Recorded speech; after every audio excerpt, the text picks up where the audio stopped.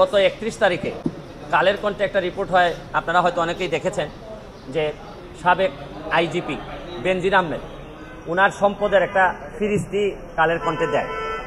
তো যে পরিমাণ সম্পদ, মানে অনেকের ব্যাপারে আমরা সম্পদের হিসাব দিয়ে আমরা ইন্টারভিউ দেই। তো ওনার সম্পদের ফিরিস্তি এত বড় যে কোনটা আগে বলবো কোনটা পরে বলবো এটা আমার মাথায় ধরে না।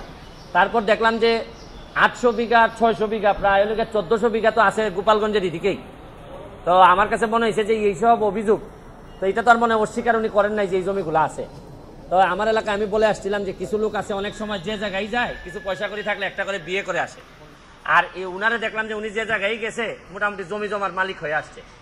আর একটা বিষয় কি, যে একজন আইজিপি মহোদয় উনার যদি এত সম্পদ হয়, পরে বৈধ অবৈধ প্রশ্ন, উনার 34 বছরের লাইফে উনার বেতন সহ হওয়ার কথা 1,74,00,000, প্রায় 1.25 কোটি।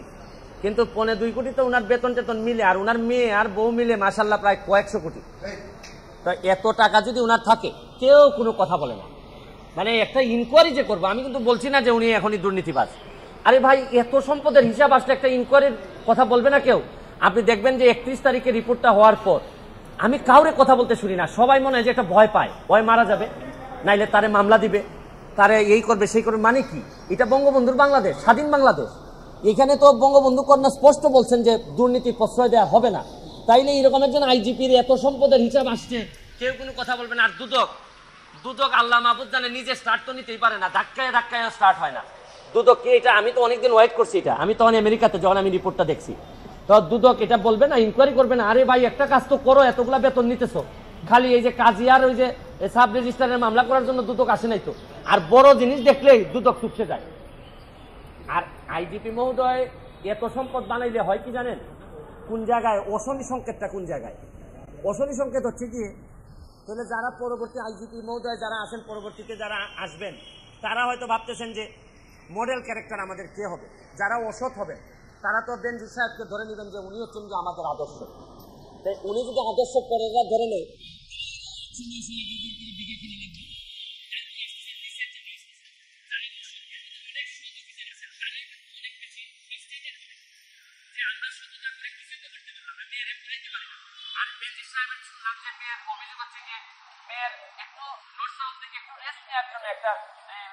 একটা ফ্ল্যাট আছে। আর আমি জীবনে এতদিন হাইকোর্টে থেকে একটা ফ্ল্যাট কিনা তো দূরের কথা, ভাড়া বাসায় থাকতে হয়। তবে একটু এখন আবার সংসদ সদস্য হওয়ার কারণে একটা ছোট ফ্ল্যাট আমার দিছে ওই নেমিখানের মধ্যে, তাও আবার 2টা রুম দেয়। ওই নতুন এমপি হইলে আবার রুমও কম দেয়, পুরাতন এমপিদেরকে বেশি দেয়।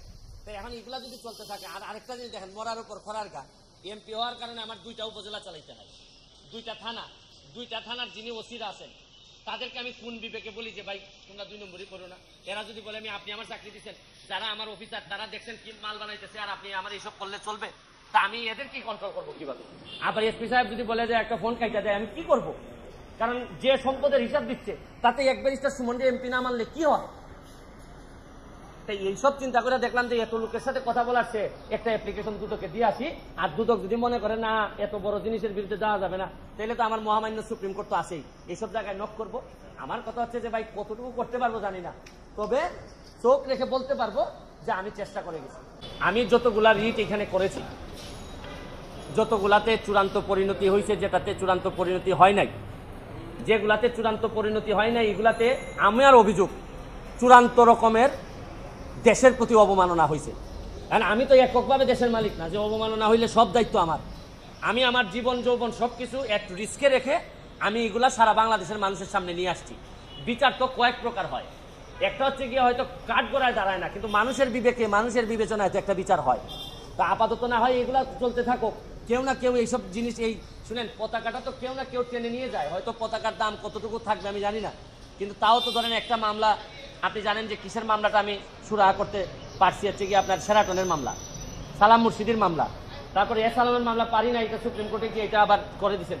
কিন্তু শুনেন, আমাদের ট্রায়ালে, আইন অঙ্গনে ট্রায়াল আমরা যখন করি, বিচার যখন করি, তখন আমরা যখন বুঝি যে এই আসামিরে বাঁচানো যাওয়া কঠিন, তখন কিছু কিছু কথা আমরা ট্রায়ালের মধ্যে বলে রাখি, ডিনায়াল বলে এটাকে আমরা ডিনাই করে রাখি, যাতে আপিলে গিয়ে কাজে লাগে। তা আমি যেগুলো করে যাচ্ছি এগুলো ডিনায়াল দিয়ে যাচ্ছি। হয়তো আমি এদেরকে ধরতে পারি নাই, ডিনাইল দিয়ে যাচ্ছে। আমার একটা বিশ্বাস, আপিল মানে হচ্ছে কি নেক্সট জেনারেশন, কোনো না কোনো একদিন আসবে। আমি যদি 1 লাখ ভোটের ব্যবধানে এমপি হইতে পারি, যেটা আমি জীবনও চিন্তা করি নাই যে আমি এমপি হবো, কারণ আমার নমিনেশন আমি জীবনে জানি যে আমি হয়তো পাবো না, কারণ এত লোক আমার বিরুদ্ধে।